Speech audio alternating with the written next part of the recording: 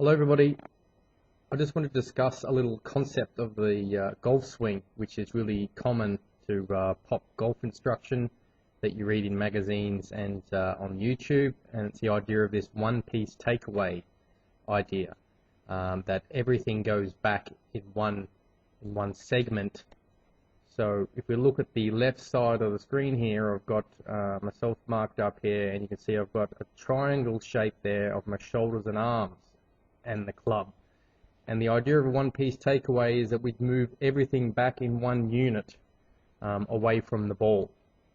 Now, what the effect this has is as I move back, you can see, I'm taking my chest, shoulders, arms, and club all away from the ball, and the little green circle there is the sternum, or what we call the thorax, which is basically a chest cavity, and it's pretty close to the center of your swing. So if I go and move all that away in one piece, I'm moving my sternum quite a ways off the ball, and as I get to the top of my golf swing, you can see that my sternum has moved laterally, my head has moved well outside of the orange circle, and not only do I not have any coil or torque in the swing to produce power, but I've moved, so far off the ball that it's going to be hard for me to, hit the ball clean. I'm going to have to sway and move a lot more laterally on the way down to try and get the swing at the bottom of the arc where the ball is. So it's going to be really problematic for me to hit the ball consistently. So what I want you to think of, if we look at the right side of the screen, is instead of the idea of one piece or one segment, I want you to think of multiple segments. Because really we have the three-segment model where we've got the thorax, the hands, and the club head. And as they go away from the ball, they are all working at different speeds. All speed is the definition of it is, distance traveled over time. So if we took the swing back to the first phase here, the club head has traveled a lot further from the golf ball than the hands have. So it's moving faster, and the hands have traveled a bit further than the sternum has.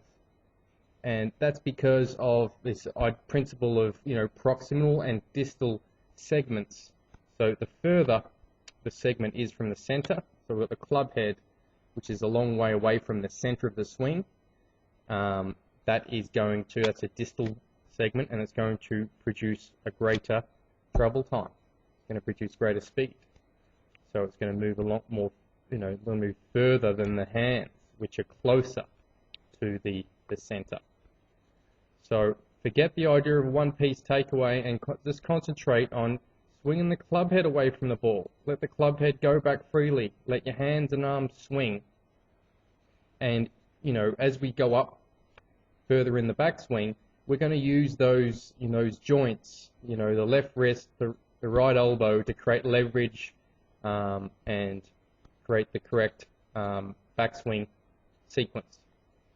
So I'm just going to play this swing one more time, and I just want you to see that the thorax stays pretty centered. It only moves in a very tight, small circle, and as we go to the top there, the head is in that orange circle. Head hasn't moved. So if we would draw a line, we could say that this golfer, which is Grant Waite, great strike with a golf ball, because he's kept his center of his thorax there pretty still, pretty stable. He's turned, he's kept his head in the circle, so it's going to give him a much better chance of turning forward and through into impact, where he's going to have that hands and shaft leaning forward, creating a descending strike, and he's going to hit the ball a lot cleaner. So forget the idea of one-piece takeaway.